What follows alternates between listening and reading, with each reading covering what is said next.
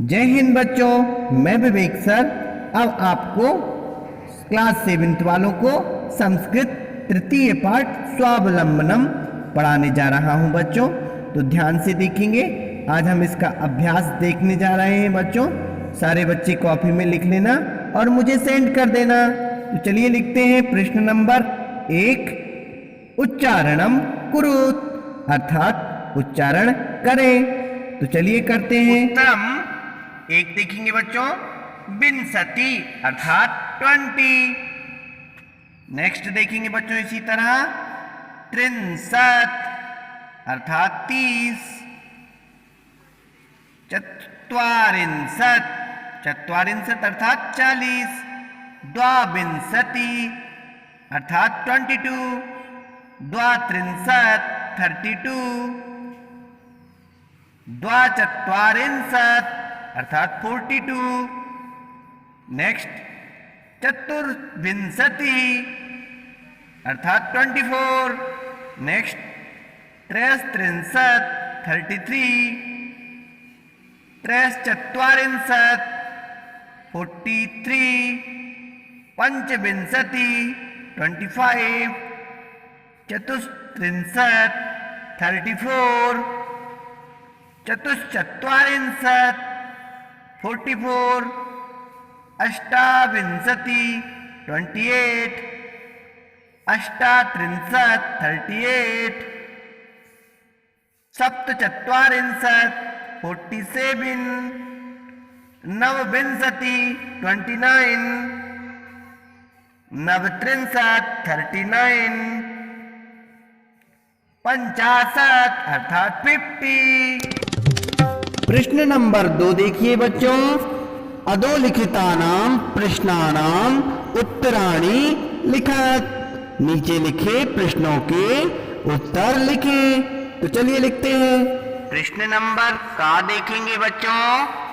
कस्य भवने सर्वविधानि सुख साधनानि आसन, अर्थात किसके घर में सभी प्रकार के सुख के साधन थे। उत्तरम देखेंगे बच्चों। श्रीकंठस्य भवने सर्वविधानि सुख साधनानि आसन, अर्थात श्रीकंठ के भवन में सभी प्रकार के सुख के साधन थे। खा वाला देखिए बच्चों। कस्य गृहे कोऽपि भृत्यः नास्ति, किसके घर कोई भी सेवक नहीं है। उत्तरम कृष्णमूर्तेः गृहे कोऽपि भृत्यः नास्ति, अर्थात कृष्णमूर्ति के घर कोई भी सेवक या नौकर नहीं है। घ वाला देखिए बच्चों। सर्वदा कुत्र सुखम, हमेशा कहाँ सुख है। उत्तरम स्वावलंबने सर्वदा सुखम, अर्थात आत्मनिर्भरता में ही हमेशा सुख होता है। बच्चों जानते हो ना आत्मनिर्भरता किसे कहते हैं, सेल्फ डिपेंड। ठीक है, नेक्स्ट देखो। अंगा वाला देखिए। श्रीकंठः कृष्णमूर्तेः गृहं कदा आगच्छत, अर्थात श्रीकंठ कृष्णमूर्ति के घर कब आया। उत्तरम श्रीकंठः कृष्णमूर्तेः गृहं प्रातः 9 आगच्छत, अर्थात श्रीकंठः कृष्णमूर्ति के घर सुबह 9 बजे आया था। चा वाला देखिए बच्चों। कृष्णमूर्तेः कति कर्मकराः सन्ति, कृष्णमूर्ति के कितने सेवक या नौकर हैं। उत्तरम कृष्णमूर्तेः अष्टौ कर्मकराः सन्ति, कृष्णमूर्ति के 8 सेवक या नौकर हैं। प्रश्न नंबर 3 देखेंगे बच्चों।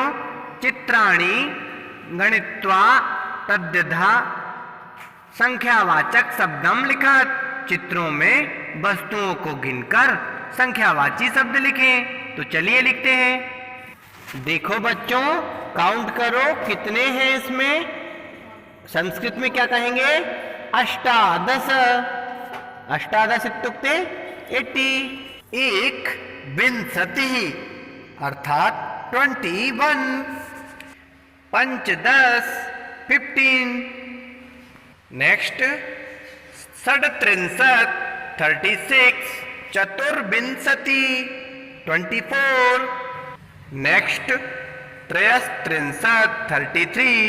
प्रश्न नंबर 4 देखिए बच्चों, मंजूषातः अंकानां कृते पदानि चुनोत, अर्थात सही शब्द चुनकर अंकों के सामने लिखिए।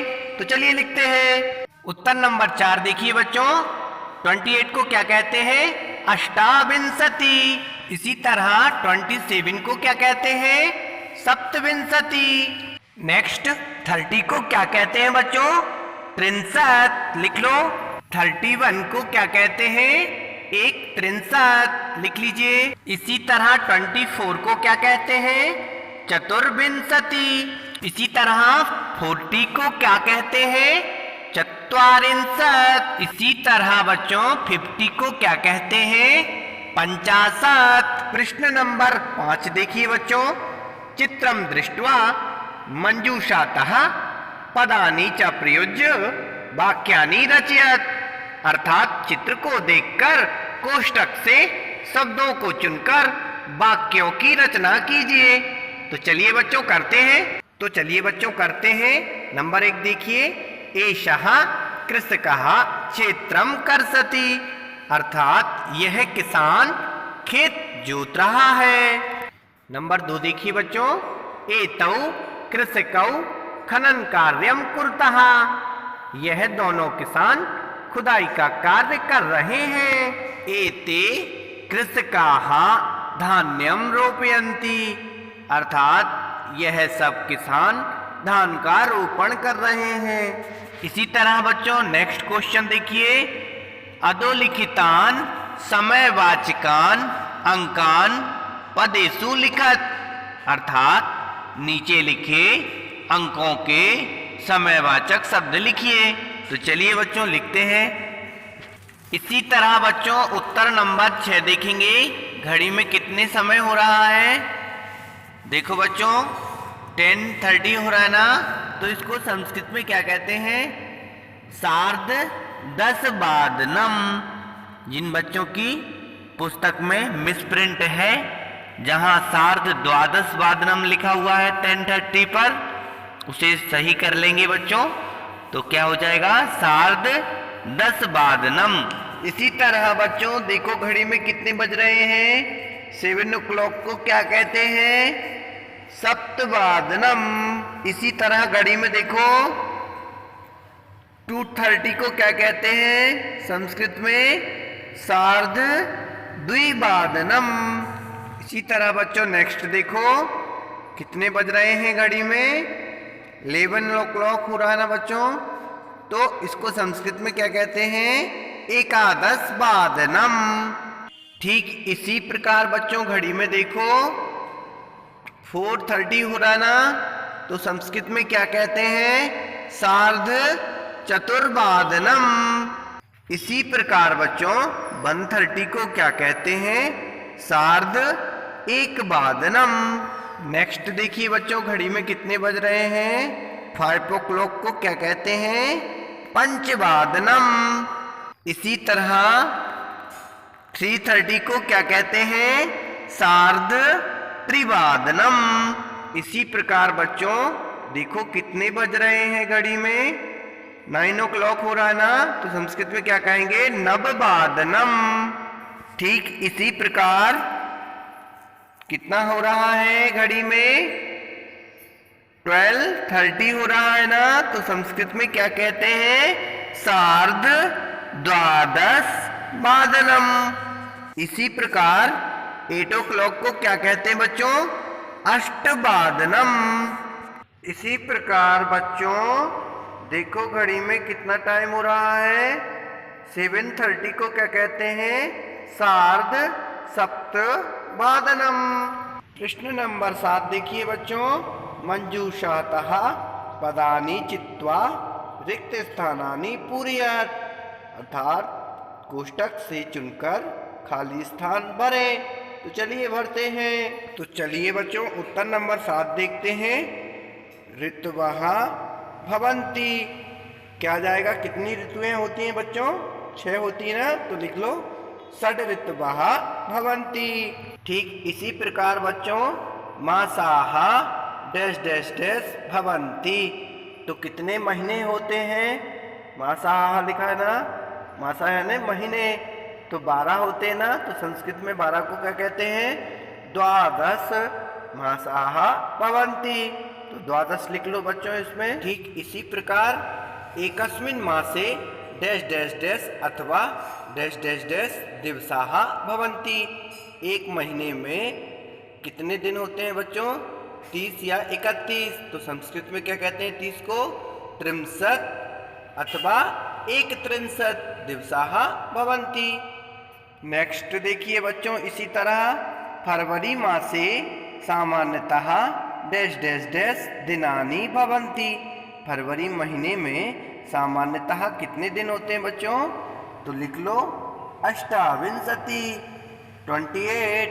नेक्स्ट देखिए बच्चों मम शरीरे डैश डैश डैश हस्तौ स्तः। मेरे शरीर में 2 हाथ हैं, तो मम शरीरे 2 हस्तौ स्तः। मेरे शरीर में 2 हाथ हैं। तो सभी बच्चे अपनी अपनी कॉपी में लिखकर क्वेश्चन आंसर मुझे सेंड कर दीजिएगा। और जो भी परेशानी हो 9995241004 पर मुझे मिस्ड कॉल करके बच्चों आप पूछ सकते हैं, कोई भी परेशानी हो संस्कृत में। और आप इस वीडियो में देख सकते हो बच्चों कि हमारे देश के वीर जवान कैसे इन चीनी लोगों से भिड़ रहे हैं, चीनी सैनिकों से भिड़ रहे हैं और हमारे देश की रक्षा कर रहे हैं, क्योंकि ये लोग हमारे देश पर कब्जा करना चाहते हैं बच्चों। तो इसलिए आप सबको भी तैयार होना है और पढ़ लिख कर इसी तरह फौज में, आर्मी में, एयरफोर्स में, है ना, नेवी में जाना है आप सबको और अपने देश की रक्षा करना है बच्चों। और अपने हाथ जरूर धुलते रहिएगा बच्चों। और हाँ, चीनी प्रोडक्ट से दूर रहिए, क्योंकि ये देख रहे हो आप लोग हमारे सैनिकों को मार रहे हैं ये लोग, और हमारे सैनिक शेरों की तरह इनसे लड़ रहे हैं बच्चों। तो इसीलिए हाथ धुलते रहिए, सुरक्षित